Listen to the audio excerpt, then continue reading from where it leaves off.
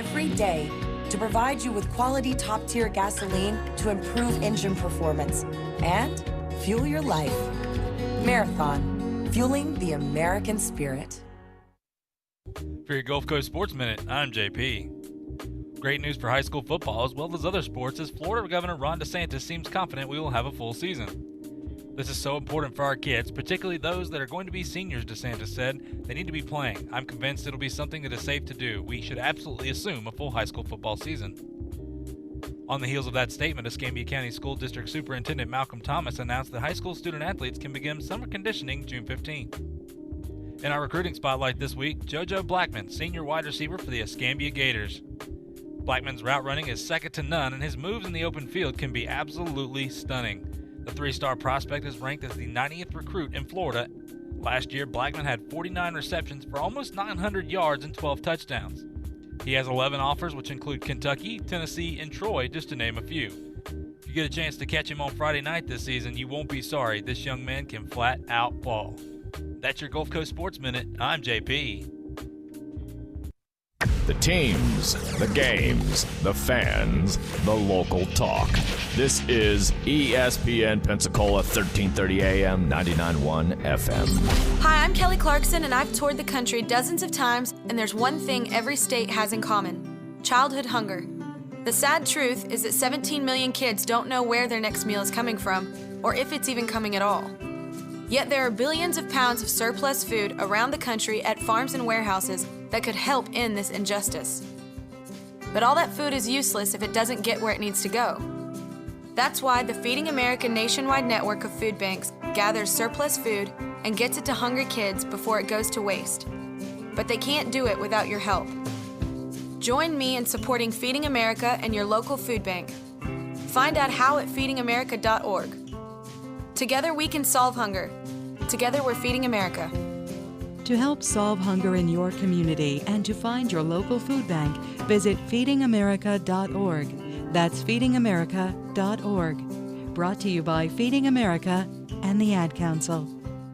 Football season never ends on Talk Football with Coach K. Stidham is tearing it up at New England. He may well be the incumbent to Tom Brady there. Former head coach of the Buffalo Bills, Coach K brings his expertise as he breaks down the game, the players, the coaches, and the front office. Plus, high-profile interviews from the biggest names in football. Talk Football with Coach K every weekday from noon till 1 on ESPN Pensacola 1330 FM 99.1.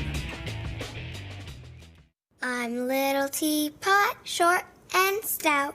Here is my handle and here is my spout. No, Dad, like this. When I get all steamed up, then I shout, tip me over and pour me out. This is WWE superstar Roman Reigns. It only takes a moment to make a moment. Take time to be a dad today. Visit fatherhood.gov, brought to you by the U.S. Department of Health and Human Services and the Ad Council. Hi, I'm Danica Patrick. Watching my nieces grow, play, and learn is amazing, but not every child gets to be carefree. 1 in 6 kids in the U.S. are hungry. This breaks my heart, and it's something that Feeding America is working to change. Each year, the Feeding America network of food banks rescues billions of pounds of good food that would have gone to waste and gives it to families in need. To help, visit feedingamerica.org. Brought to you by Feeding America and the Ad Council.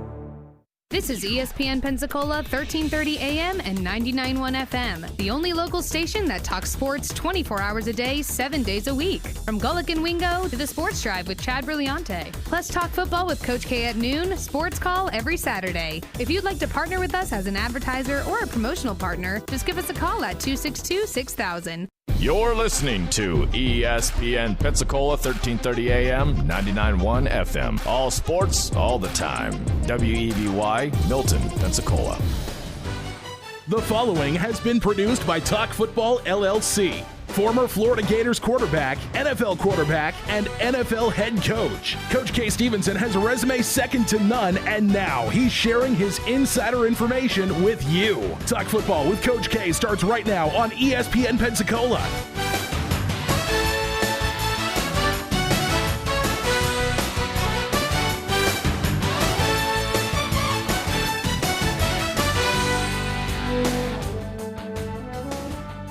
Welcome in to Talk Football with Coach K. JP here with you alongside former NFL head coach Kay Stevenson on this Tuesday afternoon. Hope you're doing well, staying safe, of course, continuing to practice social distancing. Great to see things opening up in our area, of course. Some good news, some good signs. Of great to see, especially from what we were going through before. Some positive signs here. Just remember, continue to do what got us to this point. Listen, we have a ton to talk about today, but as we always open the show, we'll continue to do so. I want to thank our first responders and healthcare workers at this time.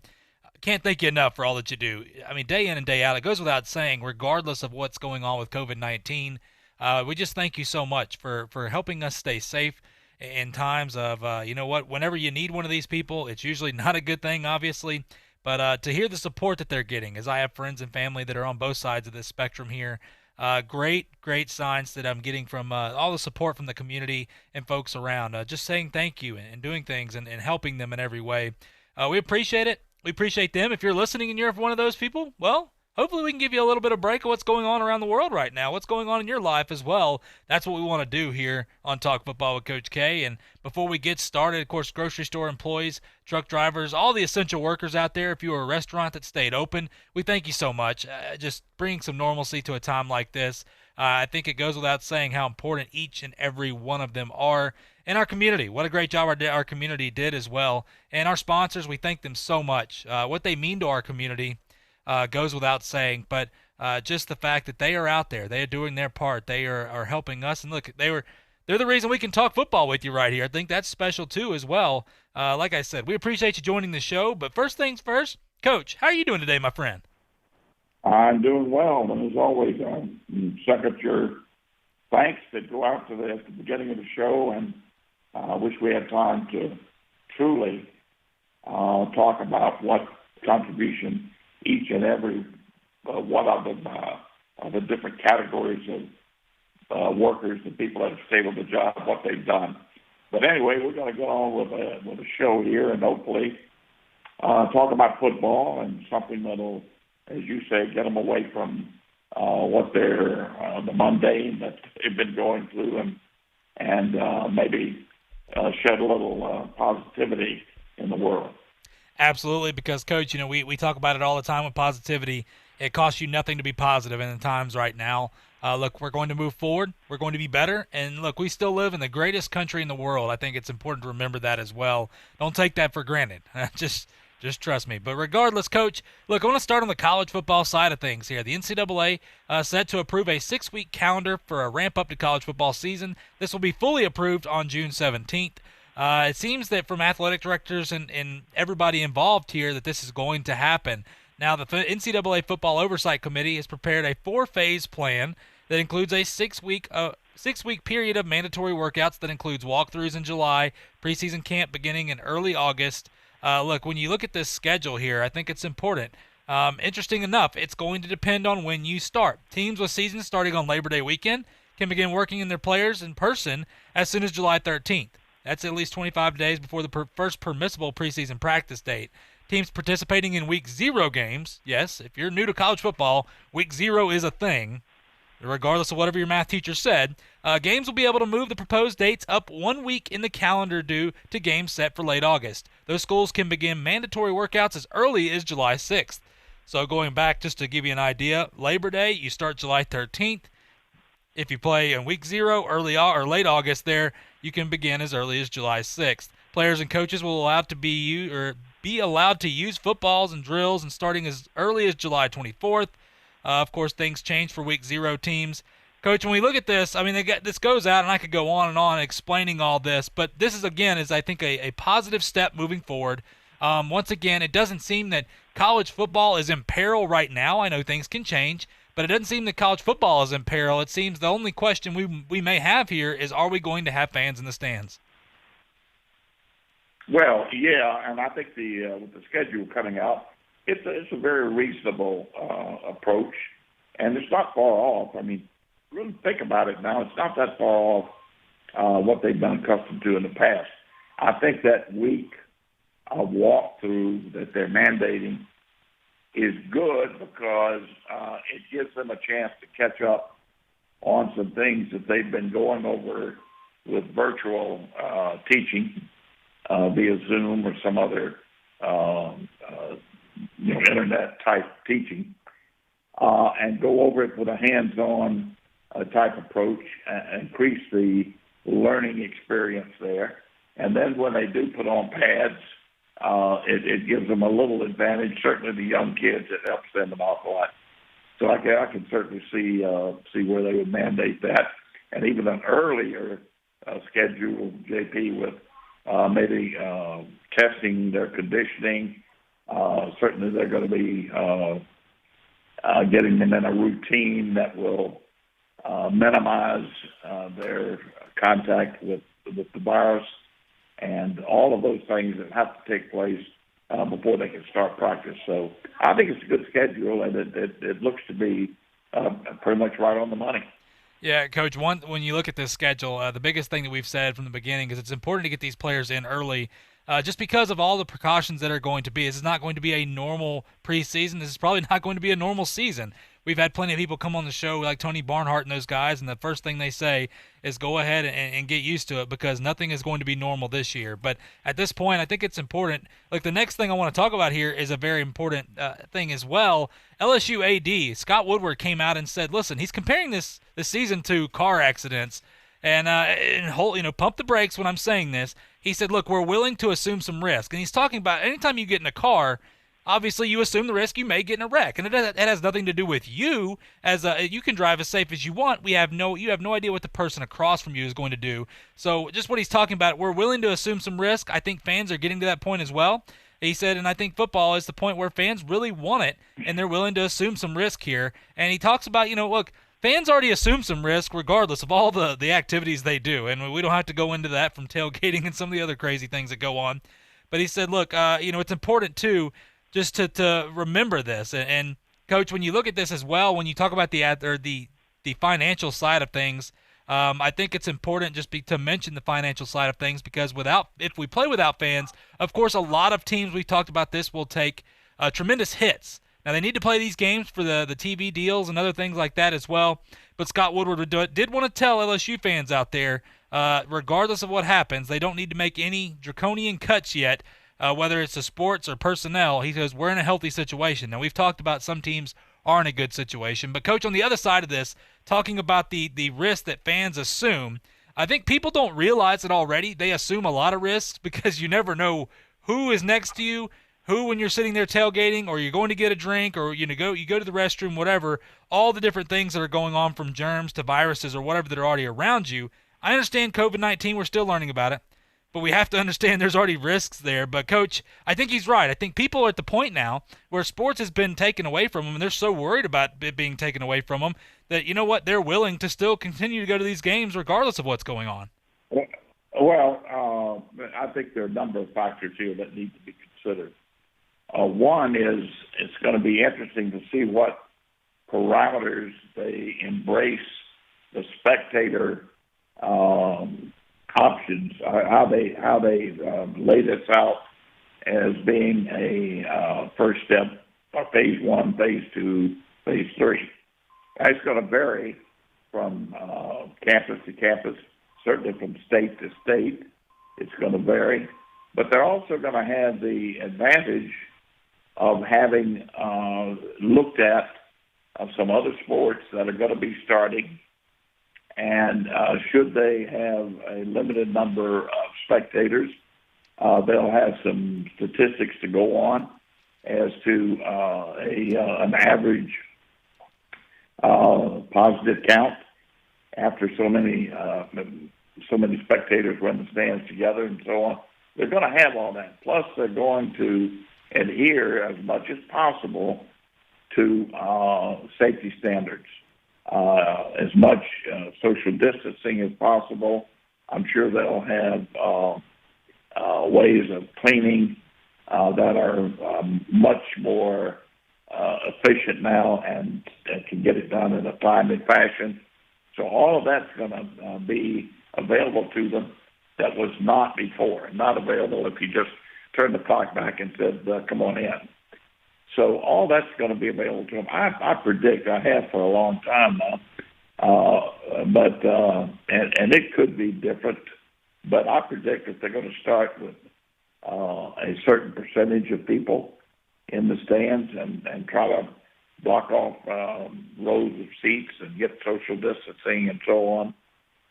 And then increase that up to, I really predicted by maybe mid-season on, we may be back to full houses. And there are going to be some schools, I'll tell you, that open the gates right off and have open house, full houses just to start with. So it's going to be interesting to see how different schools are going to handle this problem.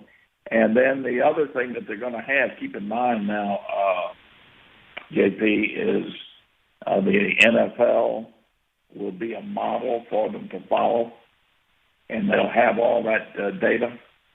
If baseball starts up, certainly some other sports that are going to be starting to have spectators inside. So there's a lot going on, a lot in their favor going forward. Yeah, you're right, Coach. And you know what? For some of those teams, like if you ever watch a MAC football game in the middle of the week, they've been practicing social distancing for quite a while, so they don't have to change anything what they're doing. But no, I do think it's a good point of what you bring up of, we've talked about it a lot. Hopefully by midseason we can get maybe full fans, full stadiums. We'll see what happens. Regardless, though, the good news of all this is that's where we're turning our attention to right now is, are we going to have fans, not are we going to have football? I think we've progressively gotten better, and we're getting positive signs. Now, anything can happen. I want to make that very clear. I'm not ignorant to that fact. I get it. But we are getting positive signs. And for those people that are like, well, there's players testing positive. Yes, players are going to test positive, but they're in a controlled environment now, so it's a lot safer. Plus, that means the testing is working. So we're moving forward. We're going, for college football, it seems that they're trying to flatten the curve. And so far, so good. I just want to, like I said, try to keep it positive here with everything going on. And, Coach, for Bama fans, this is not necessarily a positive, but you may not even know who this guy is necessarily, unless you're one of those true Bama fans. Tyrell Shavers announced he is transferring to Mississippi State. The former Alabama Crimson Tide wide receiver, of course, wasn't much of a factor when you look at last year. He had one reception for 20 yards. Coach, we know it's a talented wide receiver pool there. We know they continue to bring in more talent each and every year. When you talk about Jalen Waddle and Devonta Smith, we think they're going to rule that team. Those are two most likely first-round picks in next year's NFL draft. But Coach is a former four-star junior. This guy was a good player. He's also 6'6", 220. I think, look, it's a solid move for him going over to Mississippi State with Mike Leach and that offense, just airing it out.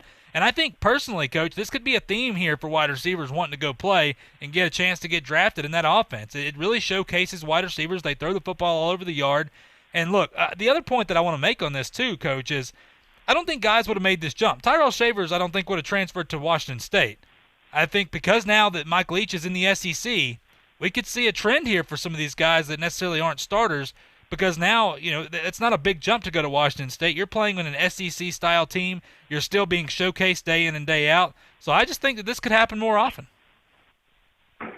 Well, it could, but it's probably very obvious, really, if we think about it. You got Waddle and Smith, who, as you mentioned, are going to be the two starting receivers and get most of the snaps, and they're probably both going to be first-round picks next year in the draft. They have other talented receivers on that football team. This kid, you don't go there and not be a hot prospect. He's 6'5", whatever, 200-some-odd pounds. He's probably a very good receiver. But yes, I certainly could see where he would want to go to Mississippi State, with Leach in that passing game they're going to have over there, rather than limited number of snaps at Alabama. He could go possibly and be drafted rather than sitting there and not playing in Alabama. Yeah, I agree. I think, like I said, this is a kid. He's a good kid, a great player. Of course, his statement released the just top-notch, thanking Alabama for every opportunity. He said he's going to miss the guys, just going to get another opportunity, and you can't blame him. I think when you look at Mississippi State, how appetizing that's got to be for a wide receiver or a quarterback. That's just going to be a lot of fun. It's going to, we hope the best for him. Hopefully it works out. And I think everybody wants it to work out for a guy like that. But nonetheless, Coach, I want to get on the NFL side of things real quick here before we go to break. Todd Gurley finally passed his physical for the Falcons. And if you're wondering, wait a minute, Todd Gurley, he signed with the Falcons a while back. Well, it wasn't official because of COVID-19. Could not get their physicals and everything done, so it was kind of held up. The reason I bring this up is a question was asked to me, Coach. When you look at Todd Gurley, now that that's over with, we know he's there. Should we, the question was brought up, how are the Falcons looking? Is this going to be another mediocre year for them? Because, we talk about the Saints, we talk about the Bucks. We're not really worried too much about the Panthers, obviously. They still got a long way to go to rebuild, and we're going to see what happens with Matt Rule and Joe Brady in that squad. But, Coach, the Atlanta Falcons, are they a contender in this division? Because when you look at their depth chart offensively, they are really good. Julio Jones, Calvin Ridley, those guys. They still have Laquan Treadwell. Now, they did lose their tight end, but they brought in Hayden Hurst to replace, I just think it's important when you look at this team. Offensively, they're really good. Todd Gurley, we don't know what style Todd Gurley we're going to get. Are we going to get the Todd Gurley that, isn't the dominant force, is just kind of a back there? Are we going to get the young Todd Gurley that showed us how good he can be? Coach, I think it comes down to not necessarily offense. It comes down to the defensive side of the ball. We saw the draft. Their drafting A.J. Terrell first in that first round there, questionable to say the very least. That's trying to be nice. Coach, they tried to revamp that defense in the draft. I just don't know if that defense is going to be able to hold up. But what say you about the Atlanta Falcons? Well, we've said for a long time that they're an exceptional offensive football team, very talented. They have, I love Matt Ryan. I think Matt Ryan is in the top 5 or 6 quarterbacks in the league. Of course, you mentioned Julio Jones, and just goes on and on. They've got some good players. I'm not so certain about their offensive line, JP. They've had Matt Ryan's had an awful lot of pressure put on him over the years, and they draft. I know the number 1 draft pick they had at tackle a few years ago. We didn't like him. Nobody liked him to begin with. Didn't think he ever should have been drafted in the first round. And I think they drafted poorly for offensive linemen, and I'm just not sure that's up to par. And we don't know what their defense is going to be like. But listen, this is a tough division. When you look at Tampa and New Orleans and the talent that they can put on the field with 2 of the greatest quarterbacks to ever play the game, and then you look at Carolina, who have really come on with I think with a new coach, and he's drafting defensively. I think to really shore up that defense, which you would need to do first. They're going to be tough. They're going to be tough to beat because they're going to be well coached and they're going to play like heck, especially at home. So it's a tough division. Atlanta's a good football team, but where do they fit in this division? That's the key question right now. And you'd have to say they're certainly at best fit third. I don't think that they are ready to overtake Tampa or New Orleans at this point.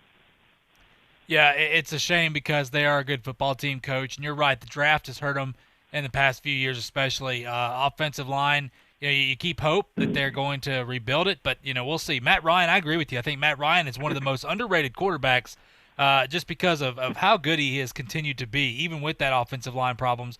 But you know what? We'll see. Todd Gurley, hopefully, is a great addition for him. Hopefully, he can stay healthy, and he's the Todd Gurley of old that we remember just dominating because they could definitely use it. But it comes back to, like you said, Coach, with Tampa and New Orleans and what they can put out there.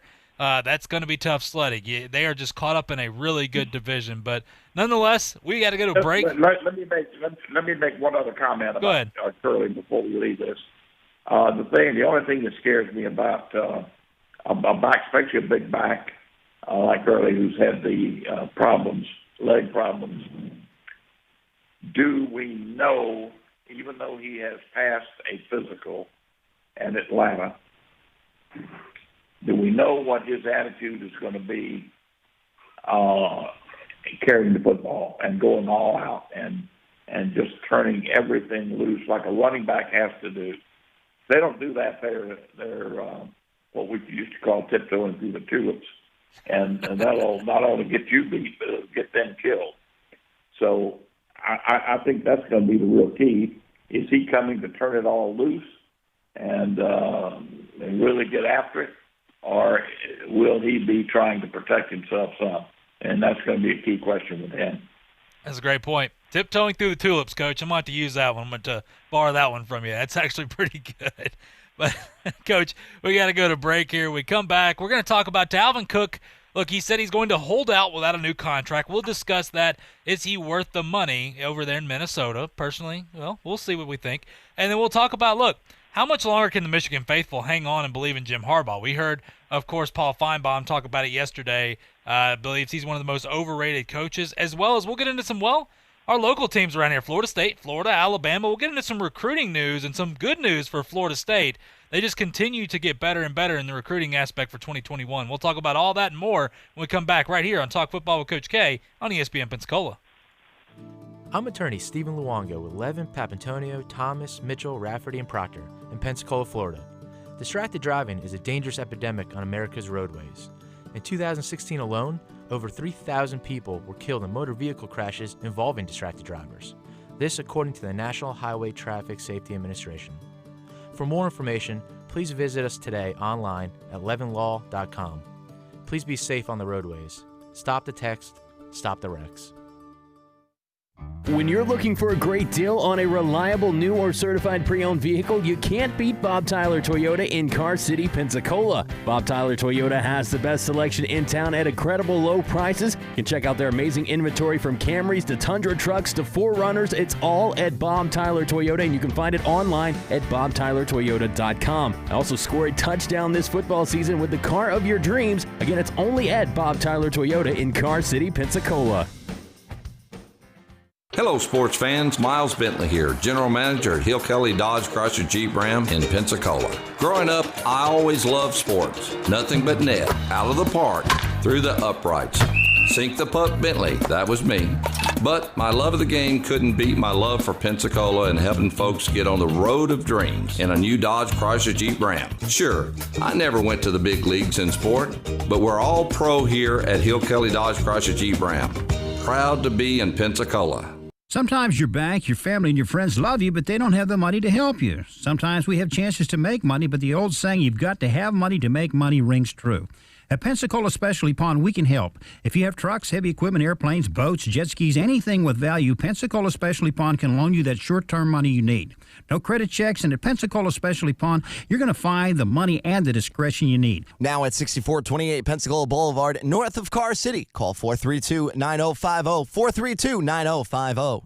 Gulf Breeze Chiropractic and Acupuncture is now open at 3481 Gulf Breeze Parkway and is providing care for all ages from newborn to seniors.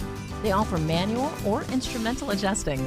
Dr. Sheila Decker at Gulf Breeze Chiropractic offers acupuncture, therapy, custom orthotics, as well as MVA, workers' comp, and PI. To schedule your appointment today, call Gulf Breeze Chiropractic and Acupuncture at 850-903-1708 or visit online gulfbreezechiro.com.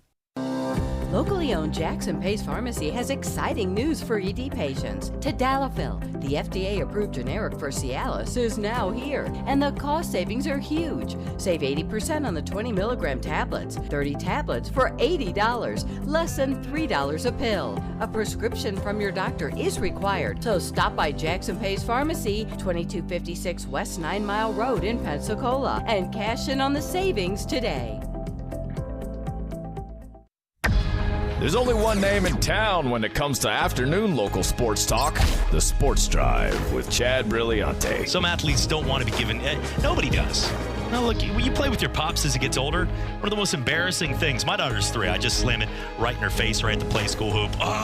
Like right there, like I'm Zion Williamson. The games, the players, the fans. ESPN Pensacola, 1330 AM, 99.1 FM.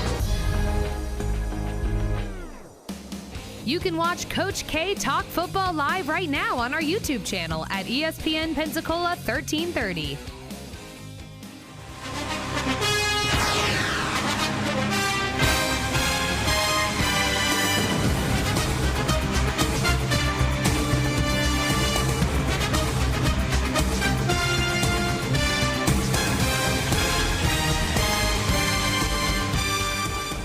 Welcome back to Talk Football with Coach K.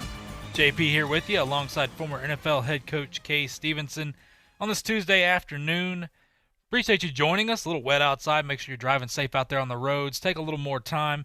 Coach, look, when we talk about Dalvin Cook, of course, he came out yesterday and said that he is going to hold out until he gets a new contract. Not that that's it's not new news for anybody that these players want to do this, but when you look at it, Coach, the question that it brings up is, well, in Minnesota's situation, Alexander Madison is there. A guy like that has shown that he can play a little bit, but I don't think he can handle the reins. Minnesota's in a good position right now to win. I think they've done some good things this offseason.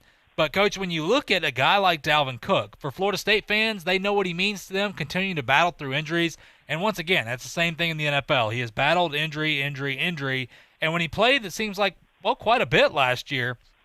And this guy had over 1,000 yards. But it's a matter of, once again, the running back position, Coach, always brings a lot of question marks to guys. Do we pay him? Do we not? When I look at this, Coach, his 3 years in the league, his first year, of course, having some injury problems, but not too bad, a little over 300 yards. Then last year, 2018, had 600 yards, and then last year had over 1,100 yards. Coach, once again, we've seen this guy. We know how dominant he can be when he's healthy, but when you look at it, Coach, you got to look at it from two perspectives here. Do you want to pay a running back? And you have to look at your situation in Minnesota. Are you okay to let this guy go? Coach, when I ask you about Dalvin Cook here, do you think he's worth the money that he wants, well, the big-time money he wants here? You got to look at so many factors, JP, with the backs. Not only their ability, which obviously you have to rate based on the obvious things we've talked about before, speed, the ability to avoid tackles, vision, all the things that we talked about. But you also have to include durability, number one.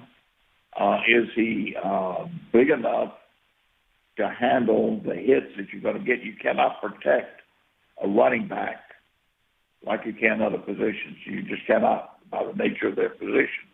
It's going to be full speed ahead, and you're going to absorb the blows at their maximum level. So you're going to have that. Now, bigger, stronger backs tend to give you more production during the year because they're in there. They're not injured as much.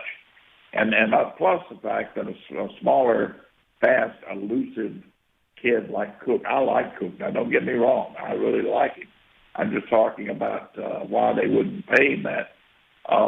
He's also going to be what we call a thoroughbred, meaning that very susceptible to muscle pulls, certainly hamstrings, and other muscle groupings on his body. If he has anything with the legs, whether it be hamstring, quad, the calf, anything, ankles, he's going to be debilitated, no doubt about it. So you have to be careful there what you're getting, what the product is that you're buying. And while he is a good back, he has the speed, he has the elusiveness, he has all the other things. I'm sure he's a good kid. He's got a lot of football savvy about him, but he doesn't give you the whole package, unfortunately. And so what do you pay for when you go to the grocery store and you want the whole package? If you're going to pay for it, you don't want part of it. So that's what they're facing right now, and what he's going to have to face up to at some point. Yeah, Coach. When you look at Dalvin Cook's injury history, and I agree with you, I like Dalvin Cook a ton. Look, I have him on my fantasy team every year, just hoping he can stay healthy because he's dominant when he can play. We've seen that from him. But Coach, it goes back to 2017. Listen, he had his ACL tear. It was a grade 3 tear. Then you go back and he's pulled his hamstring a couple times, and then last year, of course, he had an AC joint sprain, which is typical for football players. You're talking about a running back of his caliber, but the ACL tears and things like that and the hamstrings, Coach, the one thing I've learned, I had those same thing. I didn't have the ACL, but I've had the hamstrings and the ankle problems. They never go away once you get started. Once it happens once, it just never goes away. It's always a nagging injury. So I've never played at the NFL level, Coach. So I can only imagine the stress that is put on that young man. But you know what? Look, we'll see what happens here. I sure hope things get figured out because Dalvin Cook is a lot of fun to watch. It's going to be interesting to see what happens, though, because that running back position is a little bit different than other positions as well. Coach, I want to get back to the college football side of things here. We talk about Michigan. Well, we're wondering, are we going to get more of the same here? And I think it's important. If you listen to his critics, you might get the impression that Jim Harbaugh, his tenure at Michigan, has been an exercise in futility. I think compared to the wreck, remember the program that he inherited in 2014 was quite a wreck. We'll call it that like the car accident with Scott Woodward at LSU was talking about. But he has 4 top 20 finishes in the 5 years, late November pushes in 2016 and 2018. When you look at this, Coach, we don't believe they're going back to mediocrity. But, Coach, when you look at this, it's interesting enough just because he has not been able – look, Michigan has lost 8 straight to Ohio State, 5 of those coming at the hands with Harbaugh at the helm. I think this is interesting because I compare this to the old Alabama. Well, it's typically the same Alabama. Things have changed a little bit. But Mark Richt and those guys, when you look at Mark Richt in Georgia, you go back to Les Miles and LSU, these guys were winning 10 games a year, but it wasn't enough because you were brought in there. You were supposed to beat Alabama. You got to take the big dog down, and we understand that. I look at this as similar to that aspect of Michigan. He was brought in here to take down Ohio State. They were tired of being trampled on by Ohio State. And, look, his last 2 years, Coach, from beginning to end, they just weren't that competitive. I mean, they weren't against Ohio State. They looked like they were a different team. We know this team is good. We've seen this. And, Coach, when I look at the depth chart coming back next year, I mean, you're putting a lot of faith in Dylan McCaffrey, and, look, rightfully so. He can be a good quarterback. They've lost a lot of players in that defense, but we know the defense is going to be revamped. They've got some senior leadership on that group.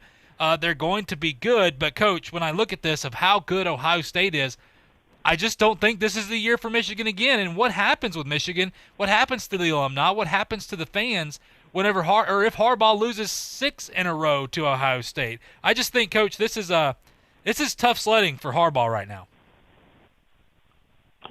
Well, there's no question about it. And he's really tested the limits of that Michigan alumni.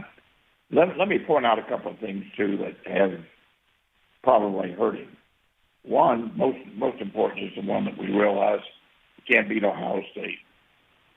Can't win the Big Ten championship. And to boot, he has what I call running in place. He takes his football team to Rome, to visit the Colosseum and the Vatican and do whatever. They didn't do much in the way of training in Rome, I can assure you. Then one year he brings them to Florida, down to the academy down there in St. Pete, and they practice down there. That was a recruiting, in-your-face type approach on his part. Coming right into Florida, he wanted to help his recruiting. But what has he done by doing that? And there's been some other superfluous type adventures with that football team. That has cost a ton of money. This alumni, now that's fine if you're Michigan can handle it, but you got to be beating Ohio State to get that. Yes. And he has not ingratiated himself with those alumni. I think they have to feel, he's really not on our side if he's going to spend all this money. And we don't see the results of why we're having to spend all this money. He's got to do a better job. There's no question in my mind about it. I'm not sure. I can't say too much more because I'm not sure of his assistants. I haven't done, the close look at who they are and what their systems are. I don't think that he's really settled on what type system he wants to use. I think he was when he went there. He was talking about Schembechler would love what they're going to do back to the old 50s and 60s, butt 'em in the teeth type approach. 2 tight ends and the fullback and all the other things that he was talking about. But that hasn't worked. It hasn't worked. And now he's trying to change up, I think, offensively but it's not what he's accustomed to. This is not an offense that he's moving toward, that he's totally accustomed with. So he's got to give up some. He's got to give up quite a bit to somebody else there that he won't have as much control over. So anyway, long story short, he's got some problems. I think he's done quite a few things to put himself in this situation. So we'll see what happens this year. Could be very eventful for Michigan and for Harbaugh. Yeah, you're right, Coach, because when you look at last year, their season, of course, losing by almost 3 touchdowns there to Wisconsin, and then you go back to Penn State, they lost that, on the road. Both these games were on the road, and then you turn around in Ohio State, you get blown out, and then, of course, taking on Alabama, Alabama just kind of showed their mettle there. Losing, that was the 4 games they lost last year, going 9-4. And, look, we talk about this team is averaging 10 wins a year. It's just not going to get it done. And when you look at, just real quick, I know we got to go to break, but the defensive coordinator, Don Brown, look, this is a top 11 defense, right outside the top 10. They've played really well defensively, except in the big games. And when you look at the Big Ten, the big dogs eat up top. That's where they struggled. They couldn't stop those guys. Offensively, Josh Gaddis, I think he's another guy to look out for because they got to get this offense rolling. Shea Patterson's gone. I wasn't the biggest Shea Patterson fan because of the inconsistent play. I think that, look, they need a secure quarterback there, but we'll see what happens because Shea Patterson could shake it up. So, you know what, Coach? It's going to be interesting because I don't see this being the year they take down Ohio State again because Ohio State keeps revamping that offense. They keep revamping the entire team.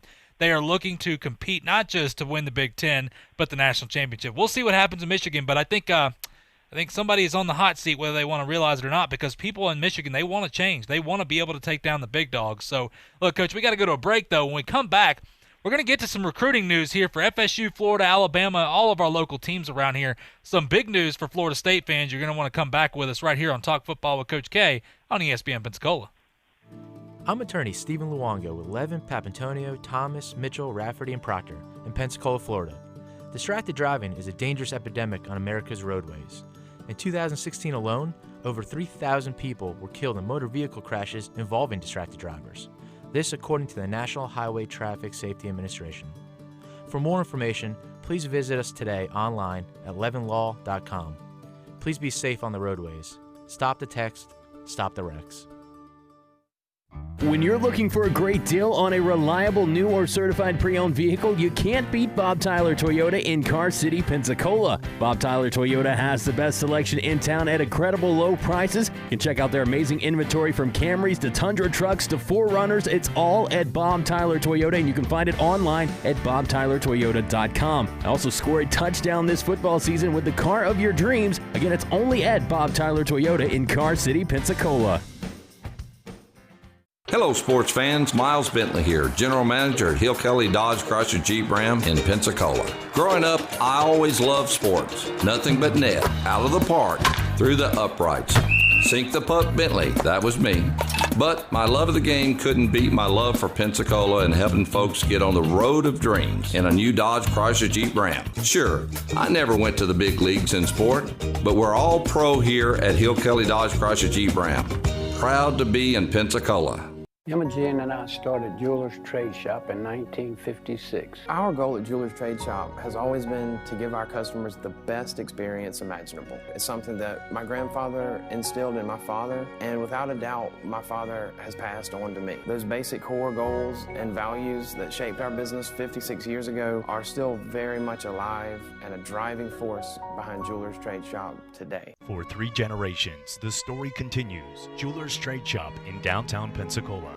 What's up, Chad here from the Sports Drive. Well, no sports to talk about. March Madness canceled, every major sport, so maybe you get to spend some more time around your family. Oh, what? Not supposed to touch anybody? Well, just go home and watch Price is Right. But if you are older, you have a better chance of getting it. Right, Mike Gundy? Oh, 40? You should be all right. And he won't be broadcasting sports, but one guy that feels the same way we all do with no sports, probably Joe Buck. Oh, gosh. Oh, man. Oh, my goodness. Sports Drive 5 to 7 with no sports. Hurricane season is upon us, and although we aim to bring you the latest news in sports, we're committed to bringing the Pensacola community the latest updates and information during the 2020 hurricane season. In collaboration with our sister stations, News Radio 92.3 AM 1620 and Cat Country 98.7, stay up to date with breaking weather news and updates on the biggest storms impacting Northwest Florida by checking our Facebook pages at Cat Country 98.7, News Radio 92.3, and ESPN Pensacola. Hey, this is Chad Brillante from the Afternoon Sports Drive, and you're listening to Talk Football with Coach K on ESPN Pensacola, 1330 AM, 99.1 FM.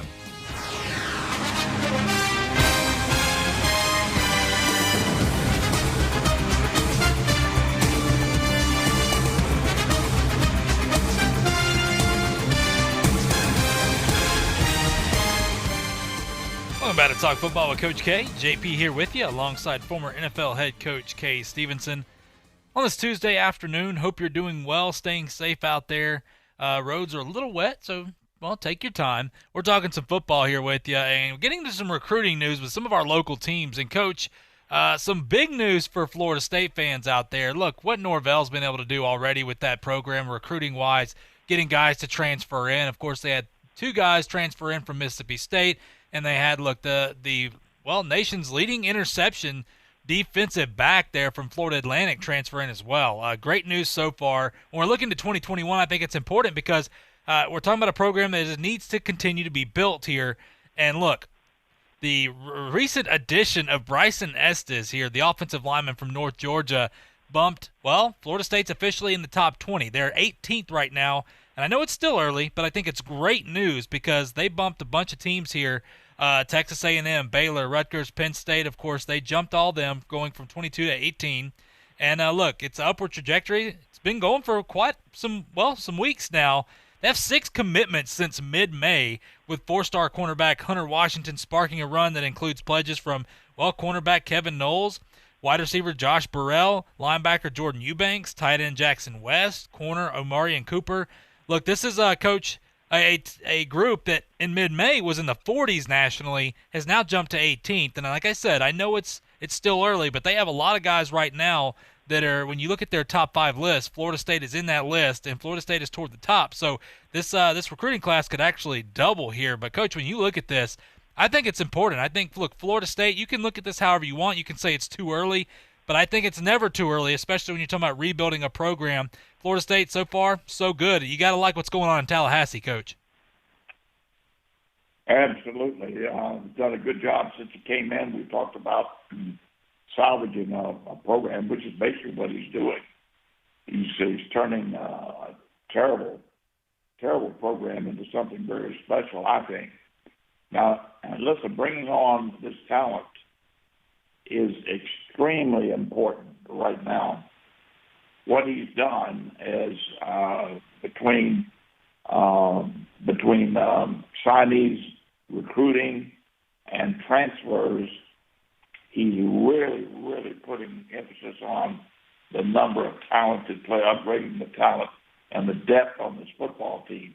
You know, there are a couple of defensive backs that have transferred in, both excellent or have a chance to be excellent players. And there are other positions. And the latest signee on the recruiting trail, the big offensive lineman, I think, is one of the tops in the country. They're really doing a heck of a job. And keep in mind, we said all along, success breeds success. And when these top players start going to a school, they call other peers, meaning other good players, with all the different services out there now, talent services and the Army All-Star Game and all the other things. They know who their peers are, and they contact those people and say, "Hey, I'm going here, and this is why, and we're going to have a good football team. Why don't you come with us?" And you'd be surprised how that really multiplies the talent factor. So yes, Florida State's on the right track. Yeah, you're right, Coach. That's a very important point in today's society with social media. Look, social media can be used for good or bad, and when you look at a lot of these players, they know that they go to these camps, they go to the visits with these other players. They know the top guys. They all know each other. I think it's important, regardless of whether you're over here in Georgia and you go to a visit with a guy from California. You stay in touch with these guys. That's how they do this. They recruit each other. And when you look at Bryson Estes, Coach, I think it's important because Florida State had, well, statistically and from the eye test, one of the worst offensive lines in college football. That's proven. That's a fact there. When you look at Bryson Estes, I think it's important. They have now, with Jake Slaughter as well from Ocala, they now have the number 7 overall offensive lineman and the number 8 overall offensive lineman for that 2021 class.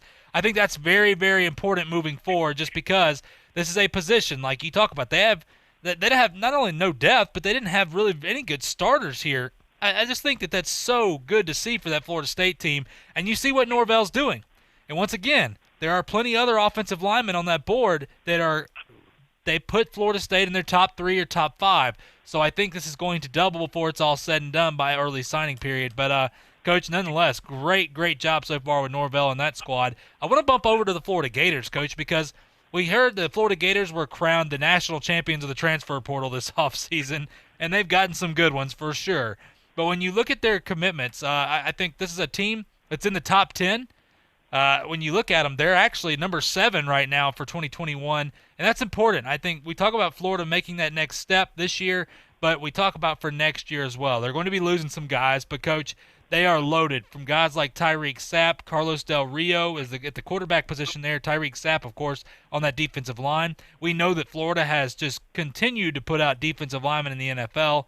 And you look at the secondary. We know how good the secondary is. Of course, Elam was actually a guy to watch right now by Athlon Sports at the cornerback position. But Clinton Burton Jr. Then you look at their wide receiving core. They have athletes, Coach. 4 or 5 stars. I know we don't put all the necessarily all of our eggs in the basket of the ratings for guys like that. But I think it's important. Not only is he getting guys from Florida, he is dominating Florida, he is also dominating Georgia as well in that continued battle, back-and-forth battle with Kirby Smart over there at the University of Georgia. So, Coach, when you look at the Gators right now, like I said, they had a great offseason with the transfer portal, but you look at 2021, they're already a top 10 team right now, and they are just getting started. Just like Florida State, they have a lot of guys that are lightly committed, have not officially committed to them, hard committed, but are in that list. So you got to like what you're seeing with Dan Mullen and that squad over there in Gainesville as well. Yeah, they listen. There are not many kids that would not want to go to Florida. It's a great place to recruit to. Excellent facilities. Now, excellent tradition there. You know, for years and years, it's hard for people to understand because it's been a while back. But actually, Florida was one of the SEC teams with very little, if any, tradition to help keep the program up. I know when I was there, unfortunately, Florida had never won an SEC championship and didn't until years later. Most every other team at some point won an SEC championship. But now with the number of championships that they've won and the continual talent pool that they've been able to put together, it's a different story. So it's easy to recruit to. Florida's done a good job, and certainly the coaching staff has done an outstanding job, and they're going to I like you, I think we both believe this is Florida's year to recapture the East in the SEC. Yeah, absolutely. I think we're starting to see more people take notice as well. We'll see what happens. A lot of faith being put in a guy like Jamie Newman, who may not even be the starter over there. Who knows with JT Daniels transferring in as well. We're depending on what happens with that situation with the waiver that he has applied for. But, Coach, real quick here, look, the Crimson Tide, they're actually 41st right now in the country in the recruitment rankings by 247 Sports. They do a great job over there, but they only have 6 commits right now. My thing, this is my personal opinion. I had somebody bring this up and say, see, Alabama's on the decline. I want to make this very clear. My personal opinion, I'm gonna deflect this to you, Coach, but it is still early. Alabama is still Alabama. Nothing has changed with that. Recruits now, yes, teams like Florida and Georgia have stepped up their games. Absolutely. LSU stepped up their game. But Alabama still has great facilities. I think once these guys can go do more visits, once they go to these games this year, we'll probably see, of course, the players be able to go check out the games, go on the sidelines. We'll see what happens with that. But regardless, Coach, I'm not going to buy that Alabama is going to be the 41st team in these recruitment rankings once it's all said and done. Oh, forget about it. You can forget about that one. Now, there may be some reason that he's not signing these people this early. There may be, for example, some people that they have that are on the border, right on the decision-making borderline as to their worth to the University of Alabama. And they may be waiting to ferret out who they really want and not waste a scholarship. Now, let me tell you, Alabama is going to be one of the top schools in the country when it's all said and done, and they get them signed. There's no doubt about it.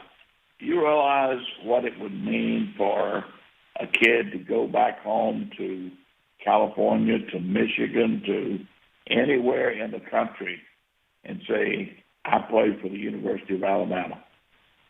Oof. You know, when we talk about success breeding success, here's the ultimate example of that. To be a football player and a starter at the University of Alabama is quite a feather in the cap.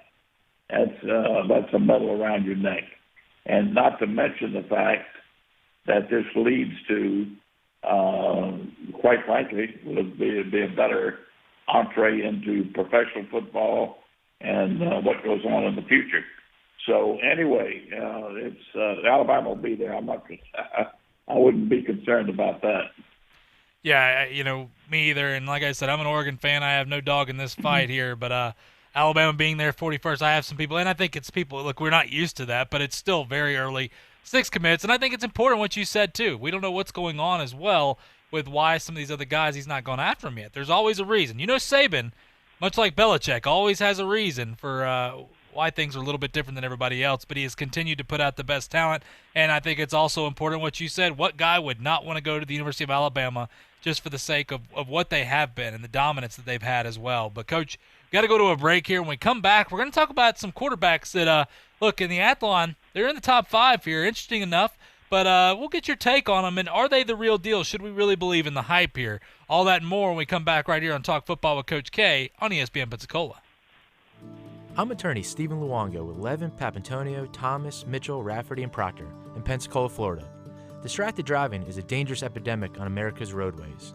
In 2016 alone, over 3,000 people were killed in motor vehicle crashes involving distracted drivers. This according to the National Highway Traffic Safety Administration. For more information, please visit us today online at levinlaw.com. Please be safe on the roadways. Stop the text, stop the wrecks. When you're looking for a great deal on a reliable new or certified pre-owned vehicle, you can't beat Bob Tyler Toyota in Car City, Pensacola. Bob Tyler Toyota has the best selection in town at incredible low prices. You can check out their amazing inventory from Camrys to Tundra trucks to 4Runners. It's all at Bob Tyler Toyota, and you can find it online at bobtylertoyota.com. Also score a touchdown this football season with the car of your dreams. Again, it's only at Bob Tyler Toyota in Car City, Pensacola.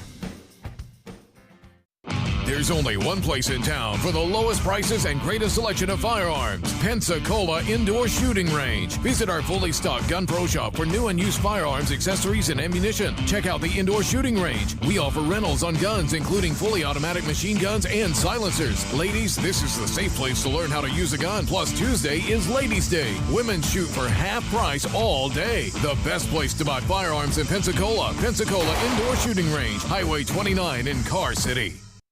Here are the ESPN Pensacola 1330 AM 99.1 FM contest rules. You can win one prize per household per contest in any 30-day period, unless specified by individual contest rules. All prizes are non-transferable, non-redeemable for cash, or exchangeable for any other contest prize. Prizes must be redeemed within a 30-day period of winning and must be 18 years of age or older to win. For a complete list of rules, visit ESPNpensacola.com. The latest sports news is at ESPNpensacola.com and on Facebook at ESPN Pensacola. Plus, watch Chad Brilliante, Coach K, and Sports Call live on our exclusive YouTube channel, ESPN Pensacola 1330. This is Northwest Florida's all sports, all the time station. From Destin to New Orleans, sports fans come here for ESPN and local sports talk. ESPN Pensacola, 1330 AM, 99.1 FM. The teams, the games, the fans, the local talk. This is ESPN Pensacola, 1330 AM, 99.1 FM.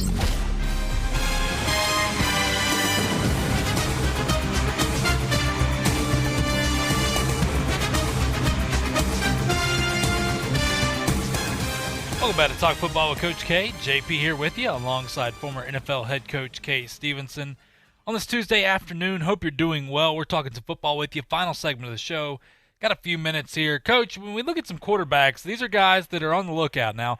Guys that we talk about Kyle Trask in the SEC. We know how good he is. What a great job he did stepping in last year. We know Mac Jones. We've talked about guys like that. We wonder about how guys like Jamie Newman are going to be. Guys, when we talk about for the country, we know Trevor Lawrence is a guy, obviously. Justin Fields, we know who they are. But guys like Sam Ehlinger, Coach, Sam Ehlinger and Sam Howell. Well, I'm going to start with Sam Ehlinger here. Look, with Texas, I think he has been a day one starter for him. As a freshman, did a good job stepping in. He has progressively gotten a little bit better as we look at it. His sophomore year, of course, throwing for over 3,000 yards. Last year, throwing for almost 3,700 yards with 32 touchdowns and 10 interceptions. And we've got to see him on the big stage against teams like LSU and stuff. And he's a gritty guy. He is a tough, hard-nosed guy. But, Coach, when you look at him, do you look at Sam Ehlinger as one of the top 5 quarterbacks in the country? Hard to say top 5. I think he's a good quarterback, and he's done a good job at Texas. Maybe fits their personality very well. It seems like he's a very bright guy who can make the calls at the line of scrimmage and do quite a few cute things in the ball game. Adequate enough passer, not a big guy. By as standards go now. But I don't know if he's top 5. It'd be hard for me to say he's a top 5 guy. Coach, when you look at Ehlinger, do you see him having success in the NFL with the way with the intangibles that he has and then the style of football that he plays? That's going to be debatable. Before offering an opinion there, I would have to wait and see him in next year's during the year, see him play, and then most importantly, see him at the combine workouts before making an evaluation there. I'd say right now he would not be a high round pick. Yeah, I agree. I would agree with you on that. I think there's a lot of hype on him. And a lot of hype on this young man, too. We don't have to worry about him with the draft coming up. But Sam Howell at North Carolina, we know the job that North Carolina's done with Mac Brown over there. But this young man last year had a absolutely phenomenal season.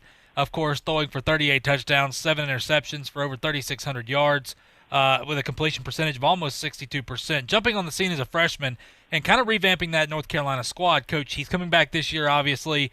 I know we have a small sample size of Sam Howell, but this is the team that almost upset Clemson last year. But should we believe in the hype in this young man? Good question. Here again, I'm not as familiar with him as I am Lawrence at Clemson and Trask at Florida and Jones at Alabama. Those are 3 bona fide quarterbacks there. I think all 3 are going to have great years. It's hard for me to say. The kid had a great year at North Carolina. Collins, I would assume that he will have another good year, but I'm not as familiar with him. Would hate to go out on a limb here. Yeah, absolutely. I think that's a lot of people's case is we didn't even realize how good he was.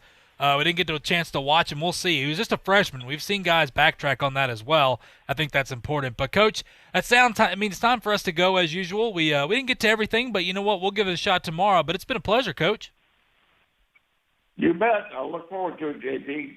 Absolutely, Coach. We appreciate it, and we appreciate our listeners out there tuning in today. We'll be back tomorrow, same time, talking some football with you right here on Talk Football with Coach K on ESPN Pensacola. Or a promotional partner, just give us a call at 262-6000. You're listening to ESPN Pensacola, 1330 AM, 99.1 FM. All sports, all the time. WEBY, Milton, Pensacola. It's First Take Your Take on ESPN Radio, the ESPN app, Sirius XM, Channel 80, and ESPN News. I'm Jason Fitz. Start you off with some headlines. Fight Island is real. It's in the United Arab Emirates. This is a test of the emergency alert system. This is only a test. Then it'll host UFC Fight Night cards July 15th, 18th, and 25th. So at this point, we know that the fights are going to take place, and they're going to take place on Fight Island. It just feels cool. I'm just going to keep saying it over and over and over again because, frankly, it feels cool in every possible way. In the meantime, next up on the headlines you need, the Knicks parent company, Madison Square Garden, has issued a statement finally weeks after George Floyd's death. 8 days after Knicks owner James Dolan sent an email to the staff explaining why the Garden would not publicly comment on outrage following George Floyd's death, the company has issued a statement. The statement, a very simple one. Every one of us has a role to play in creating a more just and equal society where there is no racism, bigotry, violence, or hate. We stand with all who act for positive change. That's the full extent of their statement as made on social media. So we've now heard from the Knicks and Madison Square Garden. And lastly, a little bit of NFL news for you. As Todd Gurley, you remember he signed a big deal with the Falcons a little over a month ago. At this point, signed for $5.5 million on a one-year deal a couple of months ago. He finally passed his physical Monday. Remember, because of the coronavirus pandemic, the NFL was not allowing physicals to be performed, but now the players could get physicals completed at the office of the team physician. Now that that's been opened up, Todd Gurley has passed his physical, so we can now complete that, put a little check mark in it. That deal is done. Gurley will now try and help the Falcons capture some of the momentum they felt like they had at the back half of last NFL season. Those are your headlines. First Take Your Take on ESPN Radio, the ESPN app, Sirius XM, Channel 80, and ESPN News. We're presented by Progressive Insurance. I'm Jason Fitz. We're taking your take as we go. One of the big conversations has been Fight Island. Marco in Texas, you want to chime in. What's your take on Fight Island? Marco from Waco. How you doing, dude? I'm great, Marco. How are you? I'm doing fantastic. Okay, so the NFL announced Fight Island. Tell you a little secret. They've been there before. Abu Dhabi, they don't pay-per-views the same island before, so it's not new. Just letting you know. But Dominic Foxworth today, I am glad that he brought out the fighter pay topic. However, he didn't have enough ammunition because then I kept saying they just signed a new deal. Guess what? Every time Conor McGregor fights, he renewed his deal to get more money. And Jorge Masvidal, in his last 3 fights with Till, Askin, and Nate Diaz, he renegotiated his deal. The only thing they do is they keep tagging more fights at the end of that to extend their contracts. And John Jones, you know, he said he wants Deontay Wilder money. Well, here is an example. Deontay Wilder get 850,000 pay-per-views with Tyson Fury.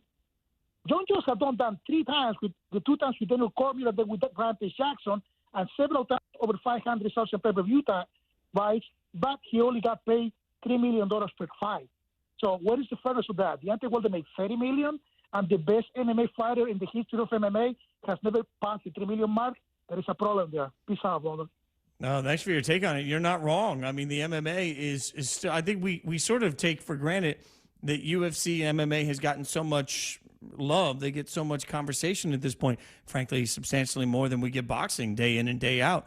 And part of that, it makes us feel like the UFC is sort of established. It's done. And I don't know that that's necessarily the case. There's still money to